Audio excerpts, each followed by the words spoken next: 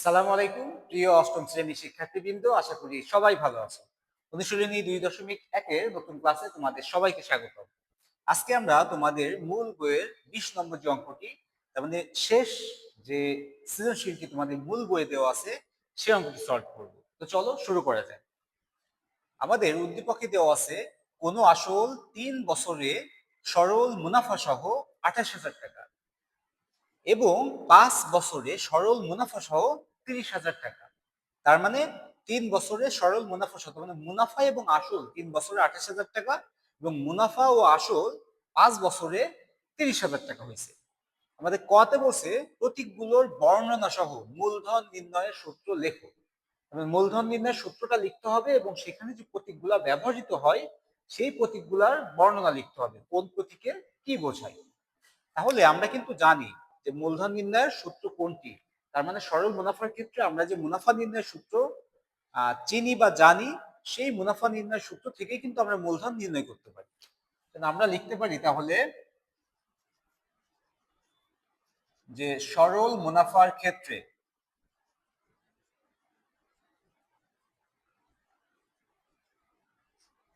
I সমান সমান P N আর, আমরা এটাই জানি, তাই না? তাহলে বা আমরা লিখতে পারি কি, দেখো তো এখান থেকে পি এর মানটা বের করতে বলছে আমাদের। তার মানে পি তো মূলধন, মূলধন নির্ণয়ের সূত্রটা কি হবে, পি কে এক পাশে রাখতে হবে। তাহলে পি কে যদি আমি এক পাশে রাখি তাহলে এই পাশে কি আসবে, এন আর সমান সমান পি, অথবা এটাকে যদি একটু পিটা এই পাশে নিয়ে আসি আমরা, তাহলে আই ডিভাইডেড বাই এন আর। এইটাই হচ্ছে মুনাফা নির্ণয়ের সূত্র, সরি মূলধন নির্ণয়ের সূত্র।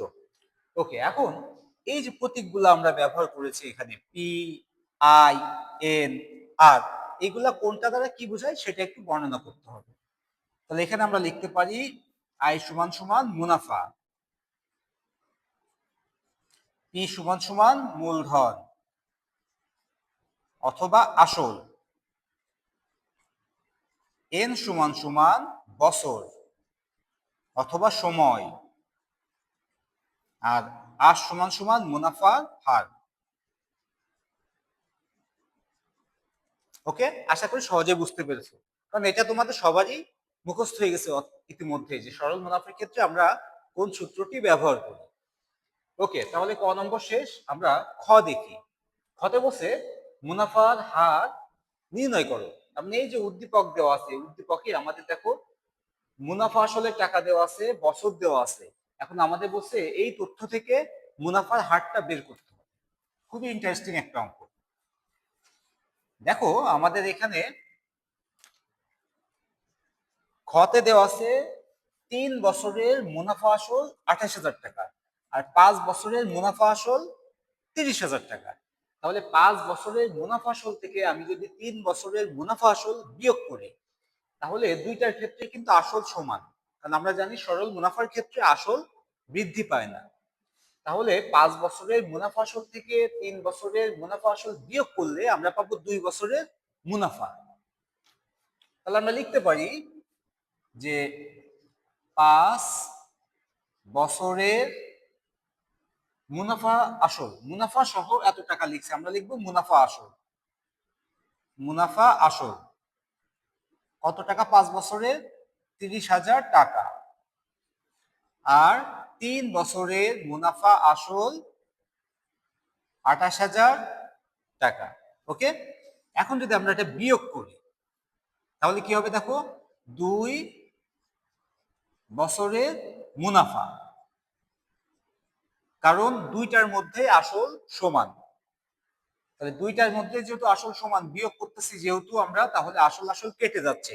5 বছরের মুনাফা থেকে 3 বছরের মুনাফা বাদ হয়ে যাচ্ছে। তাহলে থাকবে কি 2 বছরের মুনাফা। তাহলে কত থেকে 30 থেকে 28,000 গেলে থাকে 2,000 টাকা।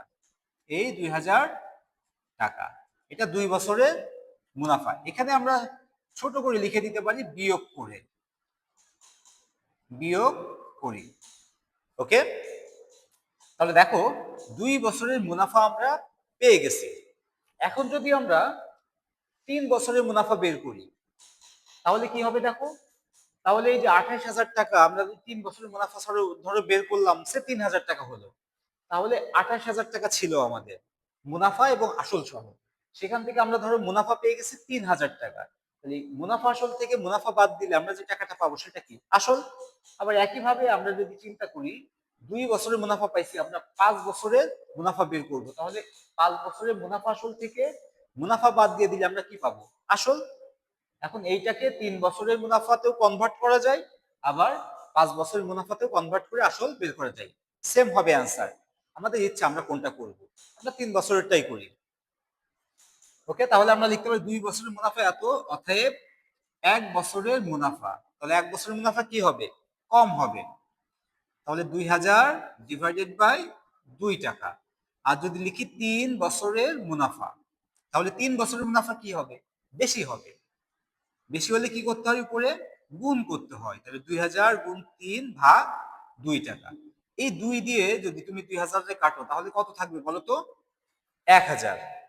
এই 1000 এর সাথে 3 গুণ, তাহলে পাচ্ছি কত আমরা? 3000 টাকা। এটা কি পেলাম? 3 বছরের মুনাফা পেয়েছি 3000 টাকা। এখন দেখো আমাদের দেওয়া ছিল 3 বছরের মুনাফা আসল 28,000 টাকা। 3 বছরের মুনাফা আসল থেকে আমি যদি 3 বছরের মুনাফা বাদ দিয়ে দিই তাহলে আমরা কিন্তু আসল টাকাটা পেয়ে যাচ্ছি। লিখতে পারি অতএব আসল সমান সমান মুনাফা আসল মাইনাস মুনাফা। এখানে আমরা লিখতে পারি 3 বছরের ক্ষেত্রে অথবা 3 বছরের আসল সমান সমান মুনাফা আসল মাইনাস মুনাফা। এটা যদি লিখো তাও হবে, যদি না লিখো তবুও হবে, কারণ আমরা যেহেতু 3 বছরের মুনাফাটা বের করেছি। ওকে, তাহলে দেখো মুনাফা আসল কত ছিল আমাদের? 28,000 টাকা মাইনাস 3 বছর মুনাফা পেয়েছি কত?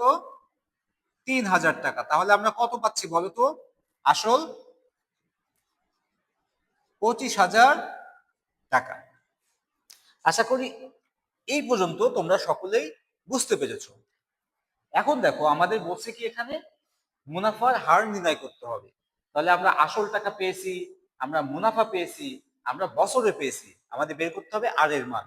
তাহলে আই সমান সমান পি এন আর। এখানে আই এর মান পেয়েছি, পি এর মান পেয়েছি, এন এর মান পেয়েছি, শুধু আর এর মান বের করতে হবে। তাহলে সূত্রে কিন্তু এদের মানগুলো বসালেই আর এর মানটা পেয়ে যাব।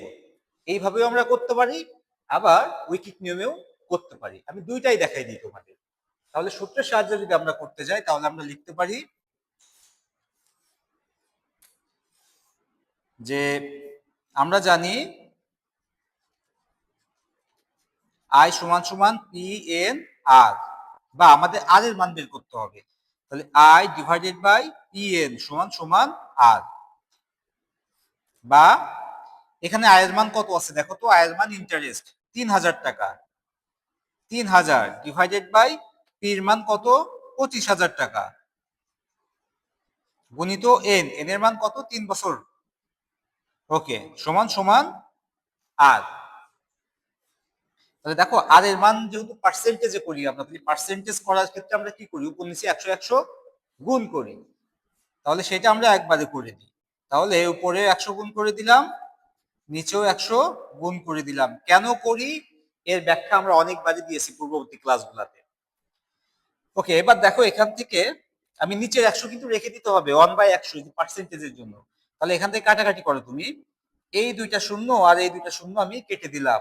এই 3 দিয়ে যদি 3,000 কে কাটো তাহলে থাকবে 1,000। 250 দিয়ে 1,000 কে কাটলে থাকবে 4। তাহলে আর এর মান কি থাকতেছে? 4/100 মানে কি? 4%। তাহলে অতএব আর সমান সমান 4%। আমাদের সুদের হার কিন্তু বের হয়ে গেল 4%। ওকে, তাহলে আশা করি এটা তোমরা বুঝতে পেরেছো। এখন ধরো আমি সূত্র সাহায্য করব না, আমি ঐকিক নিয়মে করব, তখন আমি কিভাবে করতে পারি সেটা একটু দেখাই। আমি লিখতে পারি কি দেখো তো? 25,000 টাকায় 3 বছরে মুনাফা হয়েছে কয় টাকা? 3,000 টাকা। তাহলে আমরা 100 টাকায় 1 বছরের মুনাফা কত এটা বের করতে পারলে হয়ে যাচ্ছে মুনাফার হার। তাহলে আমরা লিখতে পারি 25,000 টাকায় 3 বছরের মুনাফা কত টাকা? 3,000 টাকা। 3,000 টাকা। তাহলে 25,000 টাকায় 1 বছরের মুনাফা, 1 বছরের মুনাফা কি হবে? কম হবে। তাহলে 3000 ডিভাইডেড বাই 3 টাকা। এবার যদি আমরা লিখি 1 টাকায় 1 বছরের মুনাফা, 1 টাকায় 1 বছরের মুনাফা, তাহলে আরো কম হবে। আরো কম হলে নিচেই গুণ করতে হয়, তার মানে ভাগ, তাই না? তাহলে 3000 ডিভাইডেড বাই 3 গুণিত 25,000। এখন আমাদের লাগবে কি 100 টাকায় 1 বছরের মুনাফা। এটাই সেই সুদের হার, যে 100 টাকা 1 বছরে কত টাকা সুদ দিবে। তাহলে যেহেতু 1 টাকায় যা ছিল, 1 টাকা 1 বছরের মুনাফা যা পাবো, 100 টাকা 1 বছরের মুনাফা তার চেয়ে বেশি পাবো। তাহলে উপরে গুণ 3000 গুণিত 100 ডিভাইডেড বাই 3 গুণিত 25,000।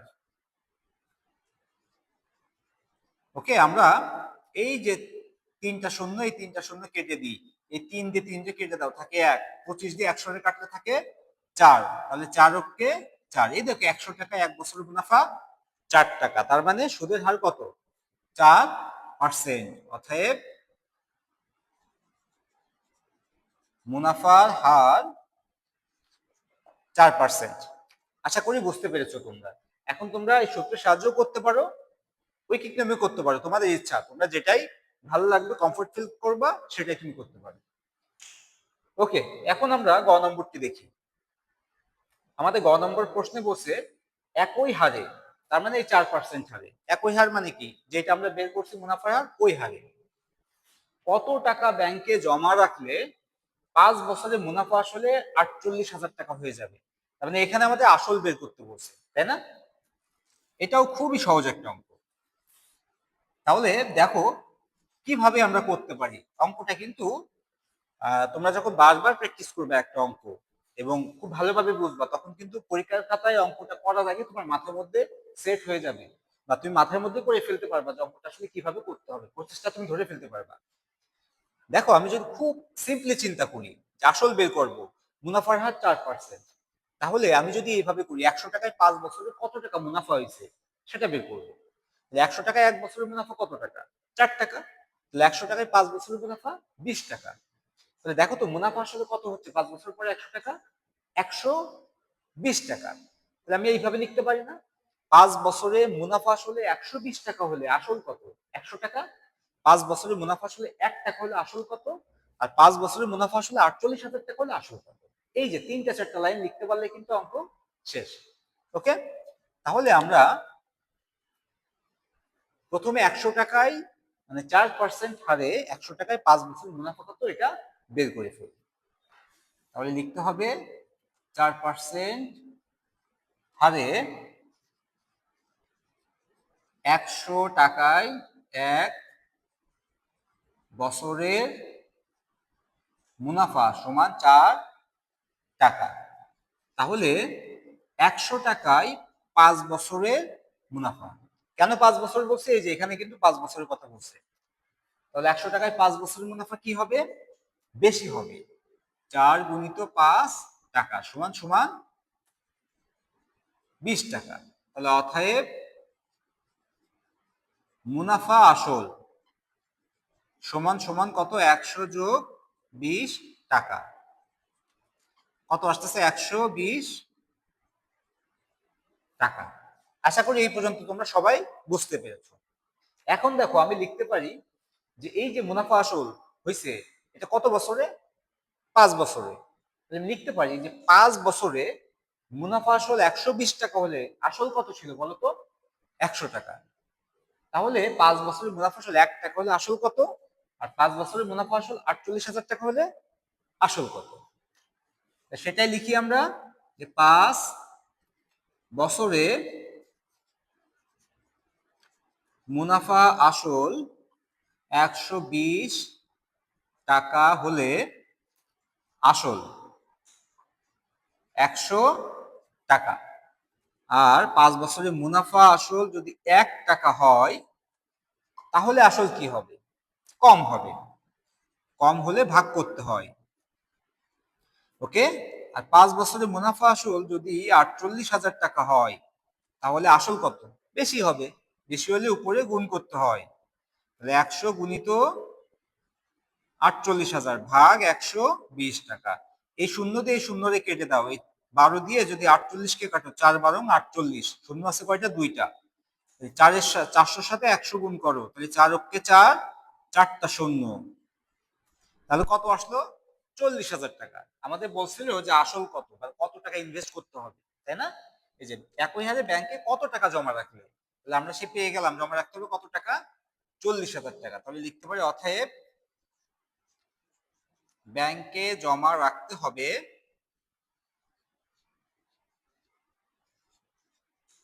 40,000 টাকা। আশা করি তোমরা বুঝতে পেরেছো। তো আজকে এই পর্যন্তই। আমরা কিন্তু এই অধ্যায়ের যত অঙ্ক ছিল মূল বইয়ে সবগুলো শেষ করে ফেলেছি। পরবর্তী ক্লাসে আমরা এই অধ্যায়ের এমসিকিউ টাইপের উপরে ক্লাস নিব এবং তারপরে আমরা সৃজনশীলে চলে যাবো ইনশাআল্লাহ। তো পরবর্তী ক্লাসটা হবে এমসিকিউ এর উপরে। সবাইকে দেখার জন্য অগ্রিম শুভকামনা। আল্লাহ হাফেজ।